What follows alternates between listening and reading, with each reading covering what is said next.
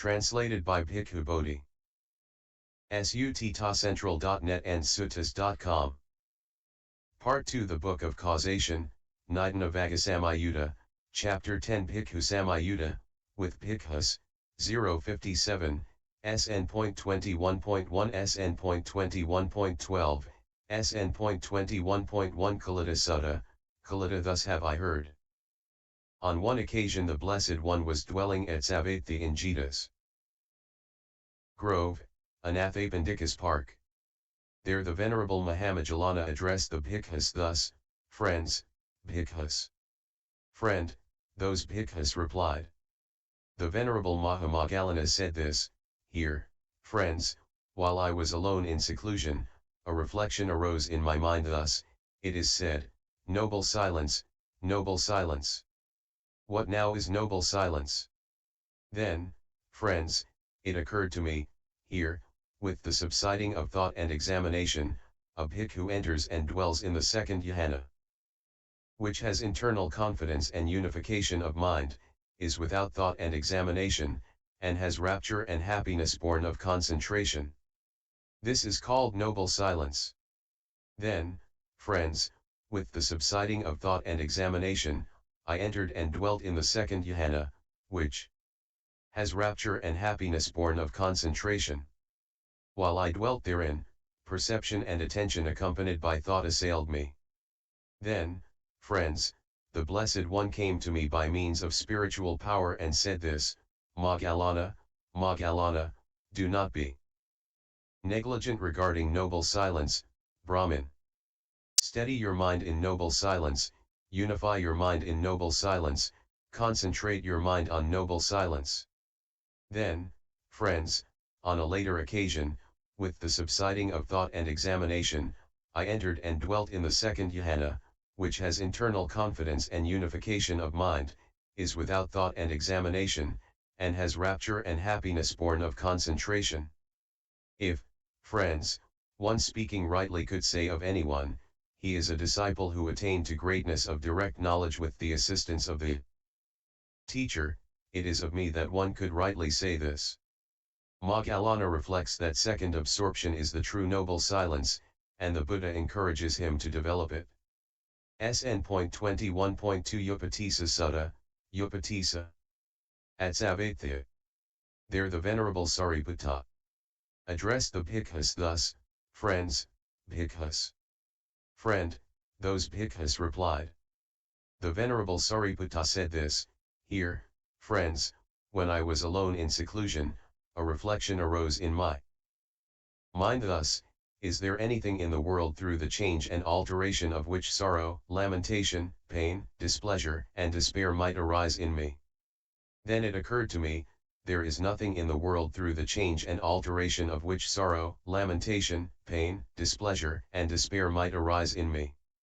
When this was said, the Venerable Ananda said to the Venerable Sariputta: "Friend Sariputta, even if the teacher himself were to undergo change and alteration, wouldn't sorrow, lamentation, pain, displeasure, and despair arise in you?" "Friend, even if the teacher himself were to undergo change and alteration, still sorrow, lamentation, pain, displeasure, and despair would not arise in me. However, it would occur to me, the teacher, so influential, so powerful and mighty, has passed away. If the Blessed One had lived for a long time, that would have been for the welfare and happiness of the multitude, out of compassion for the world, for the good, welfare, and happiness of devas and humans. It must be because mind-making, and the underlying tendency to conceit have been thoroughly uprooted in the Venerable Sariputta for a long time that even if the teacher himself were to undergo change and alteration, still sorrow, lamentation, pain, displeasure, and despair would not arise in him." Sariputta says that there is nothing whose change, even the Buddha, would cause him sorrow. SN.21.3 Sutta, the Barrel. Thus have I heard. On one occasion the Blessed One was dwelling at Savatthi in Jhana's Grove, Anathapindika's Park. Now on that occasion the Venerable Sariputta and the Venerable Maha-moggallana were dwelling at Rajagaha in a single dwelling in the bamboo grove, the squirrel sanctuary. Then, In the evening, the Venerable Sariputta emerged from seclusion and approached the Venerable Maha-moggallana.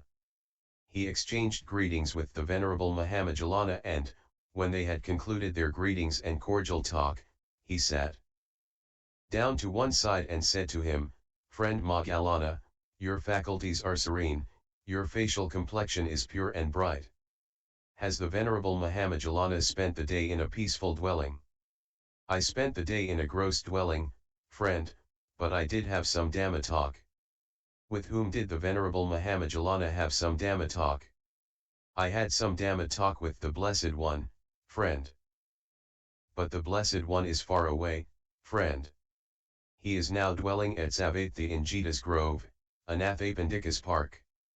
"Did the Venerable Maha-moggallana approach the Blessed One by means of spiritual power, or did the Blessed One approach the Venerable Maha-moggallana by means of spiritual power?" "I didn't approach the Blessed One by means of spiritual power, friend, nor did the Blessed One approach me by means of spiritual power. Rather, the Blessed One cleared his divine eye and divine ear element to communicate with me, and I cleared my divine eye and divine ear element to communicate with the Blessed One." "What kind of Dhamma talk did the Venerable Maha-moggallana have with the Blessed One?"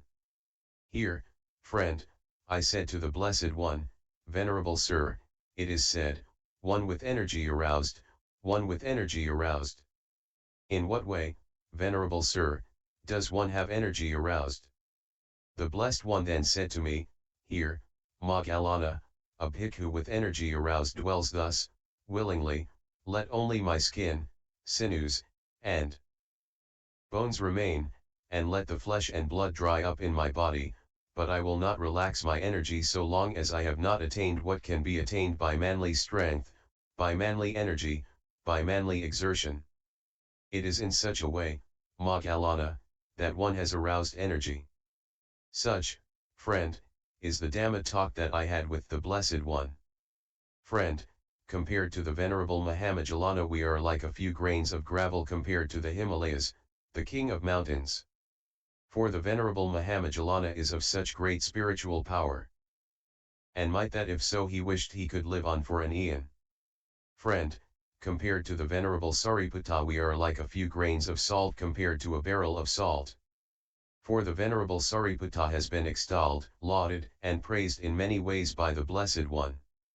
As Sariputta is supreme in wisdom, virtue, and peace, so a bhikkhu who has gone beyond at best can only equal him. In this manner both these great Nagas rejoiced in what was well stated and well declared by the other. Sariputta and Moggallana come together for a discussion, which touches on the use of psychic powers and energy. The two great monks end up warmly praising each other. SN.21.4 The newly ordained bhikkhu at Savatthi.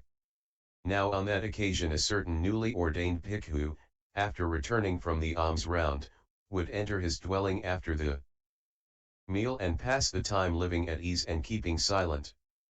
He did not render service to the Bhikkhus at the time of making robes.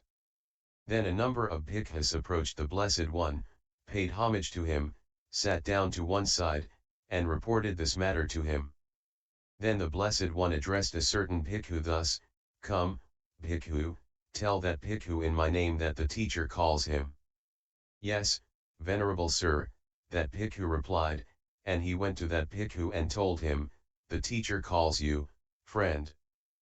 "Yes, friend," that bhikkhu replied, and he approached the Blessed One, paid homage to him, and sat down to one side.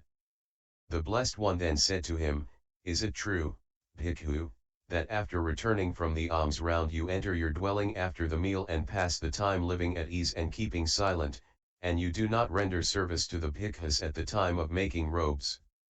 "I am doing my own duty, Venerable Sir." Then the Blessed One, having known with his own mind the reflection in that bhikkhu's mind, addressed the bhikkhus thus: "Bhikkhus, do not find fault with this bhikkhu. This bhikkhu is one who gains at will, without trouble or difficulty, the four jhanas that constitute the higher mind and provide a pleasant dwelling in this very life. And he is one who, by realizing it for himself with direct knowledge, in this very life enters and dwells in that unsurpassed goal of the holy life for the sake of which clansmen rightly go forth from the household life into homelessness. This is what the Blessed One said. Having said this, the Fortunate One, the teacher, further said this. Not by means of slack endeavor, not by means of feeble effort, is this Nibbana to be achieved, release from all suffering. This young bhikkhu by my side is a supreme man indeed. He carries about his final body, having conquered Mara and his mount. When a certain monk neglects his duties in favor of solitude, other monks complain. The Buddha questions him, and finds that he is awakened. SN.21.5 Sujata Sutta, Sujata. At Savatya. Then the Venerable Sujata approached the Blessed One. The Blessed One saw him coming in the distance and addressed the Bhikkhus thus, Bhikkhus, this clansman is beautiful in both respects. He is handsome, good-looking, pleasing to behold, possessing supreme beauty of complexion.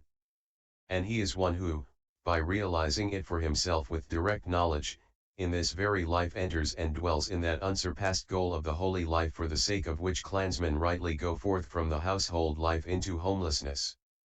This is what the Blessed One said, who further said this bhikkhu shines with sublime beauty, having a mind utterly straight.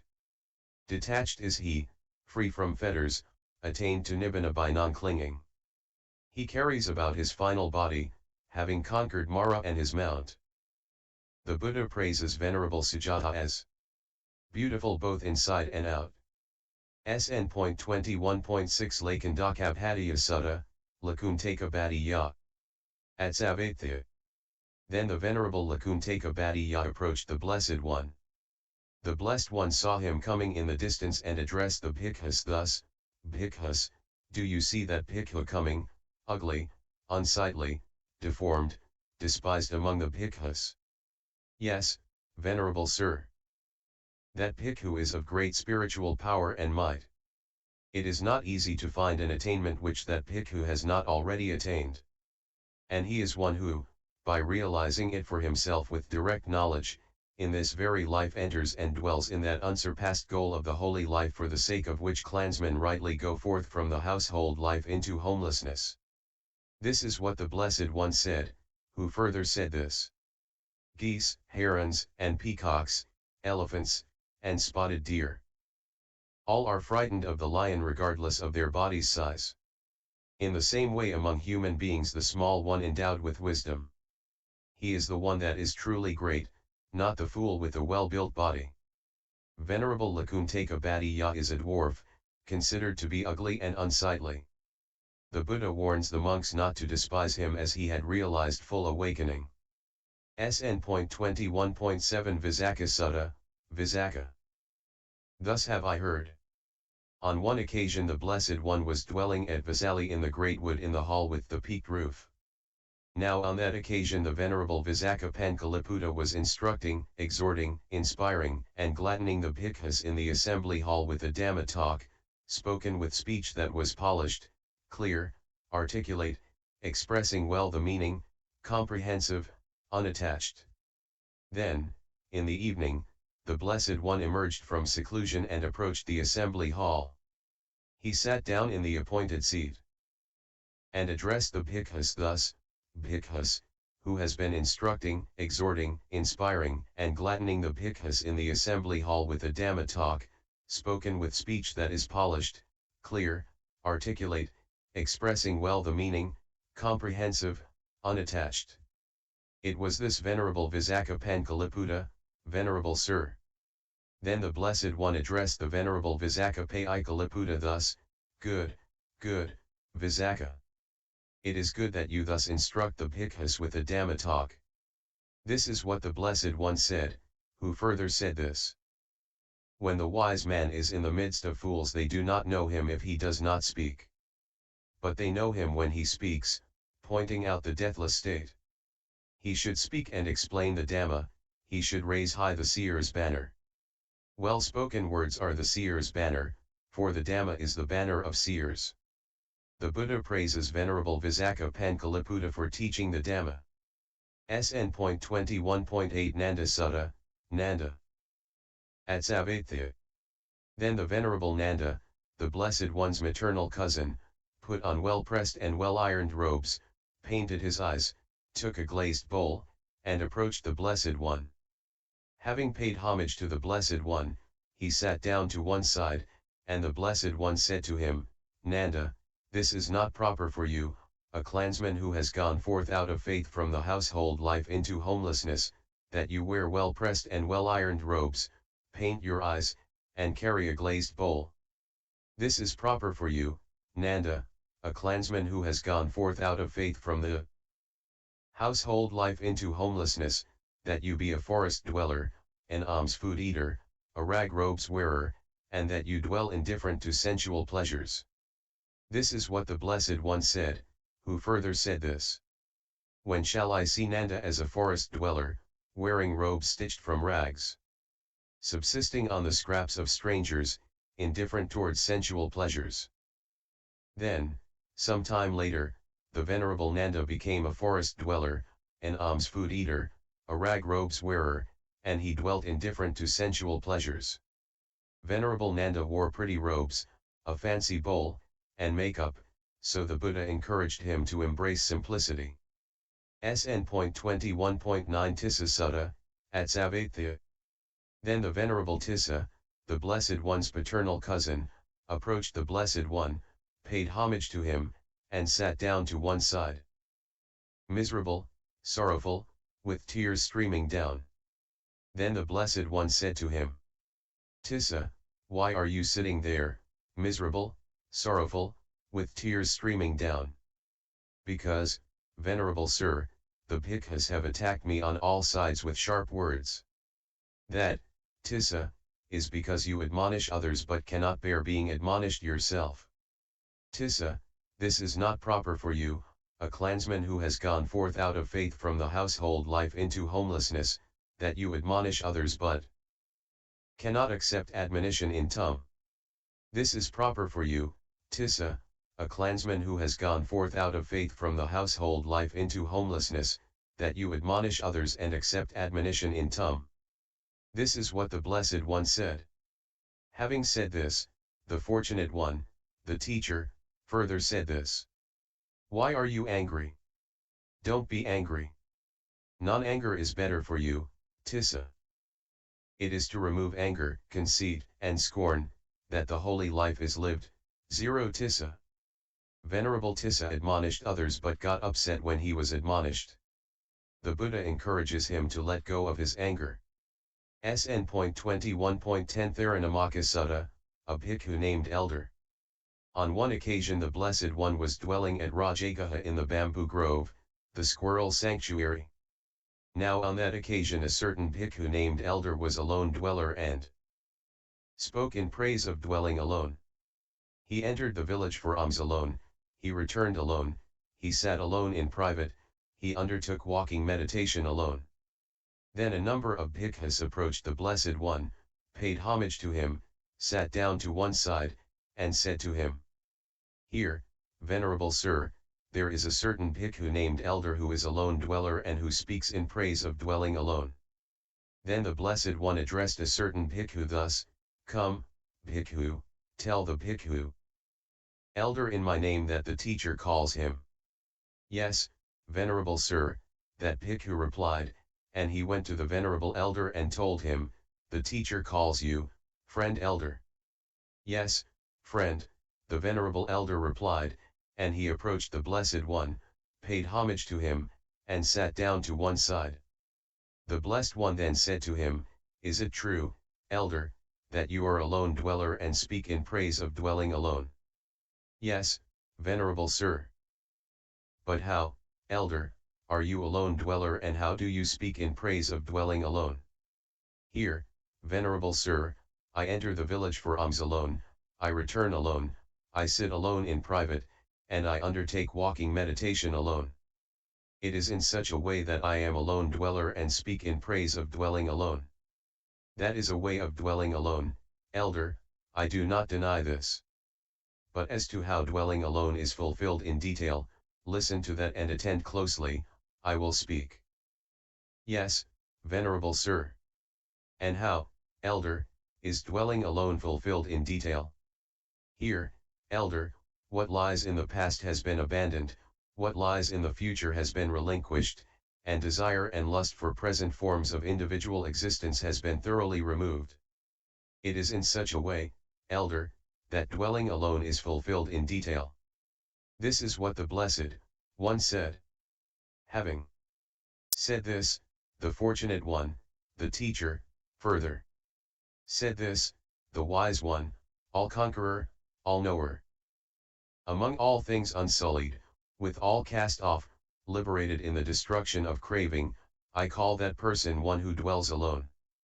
A monk named Senior likes to live alone, but the Buddha questions whether it is the true solitude. SN.21.1-11 Mahakapinya Sutta, Mahakapinya. At Savatthya. Then the Venerable Mahakapinya approached the Blessed One. The Blessed One saw him coming in the distance and addressed the Bhikkhus thus, Bhikkhus, do you see that Bhikkhu? Coming, fair-skinned, thin, with a prominent nose. Yes, Venerable Sir. That Bhikkhu is of great spiritual power and might. It is not easy to find an attainment which that Bhikkhu has not already attained. And he is one who, by realizing it for himself with direct knowledge, in this very life enters and dwells in that unsurpassed goal of the holy life for the sake of which clansmen rightly go forth from the household life into homelessness. This is what the Blessed One said. Having said this, the Fortunate One, the Teacher, further said this. The Katiya is the best among people. For those whose standard is the clan. But one accomplished in knowledge and conduct is best among devas and humans. The sun shines by day, the moon glows at night. The Katiya shines clad in armor, the meditative Brahmin shines. But all the time, day and night, the Buddha shines with glory.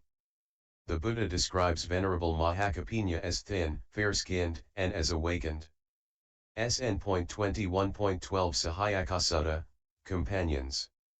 At Savatthya. Then two Bhikkhus who were companions, pupils of the Venerable Mahakapinya, approached the Blessed One.